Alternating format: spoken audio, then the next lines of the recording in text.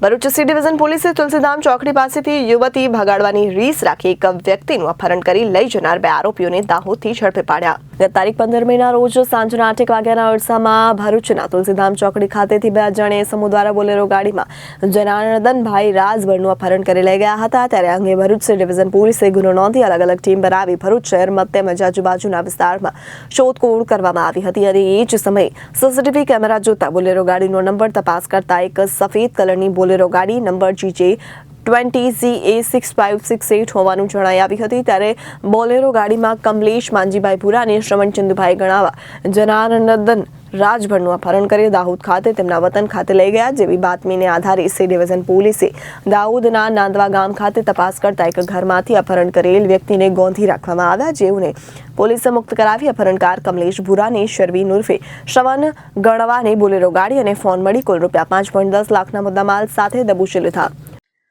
Vadodara range IG Shri Sandipsinh સાહેબ તેમજ Bharuch SP Shri મયુર ચાવડા સાહેબ દ્વારા વારંવાર સૂચના કરવામાં આવતી હોય છે કે ગુમ અને અપહરણ જેવા ગંભીર ગુનાઓને જલ્દીથી જલ્દી શોધી કાઢવામાં આવે.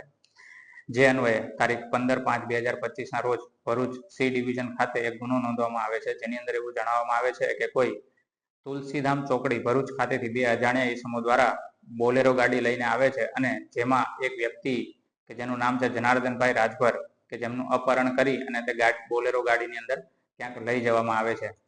જે સમાચાર મળતા જ Bharuch C division police station ખાતેથી અલગ અલગ ટીમો બનાવવામાં આવે છે. જે ટીમોની અંદર કેટલીક ટીમ છે જે શોધખોળ કરવામાં આવે છે, સીસીટીવી જોવામાં આવે છે, ટેકનિકલ સર્વેલન્સ તેમજ મોબાઈલ કે ટેકનિકલ ડેટા એનાલિસિસની મદદથી તેની શોધખોળમાં લાગી જાય છે. કેટલોક સમય જતાં સીસીટીવીની અંદર એવું જોવા મળે છે કે જે બોલેરો ગાડી છે તેનો નંબર છે GJ 20CA6568. જેની શોધ કરતા અંતે એવું જણાય આવે છે કે આરોપીઓ જે છે તે દાહોદ ખાતે હોય તેવું લાગે છે. જેમાંથી ભરૂચની એક ટીમ જે છે દાહોદ ખાતે જાય છે અને ત્યાં જેનું અપહરણ થયેલ છે તે વ્યક્તિને સહી સલામત રીતે પકડી લે છે અને આરોપીઓ જે છે કમલેશભાઈ માનજીભાઈ પુરા અને સરવીન ઉર્ફે શ્રવણભાઈ કે જે બંને દાહોદના વતનીઓ છે તે બંને આરોપીઓની તાત્કાલિક ધરપકડ કરી અને આગળ કાયદેસરની કાર્યવાહી ચાલુ કરેલ છે. સર, આ અપહરણ પાછળનું કારણ શું? અપહરણ પાછળનું મુખ્ય કારણ એવું જણાય આવે છે કે ભૂતકાળમાં તે લોકોને કોઈ છોકરા કે છોકરીઓની જે મેટર બનેલી હતી જેની રીસ રાખી અને આ કૃત્ય કરવામાં આવેલું છે. Bureau report Janadesh news Bharuch.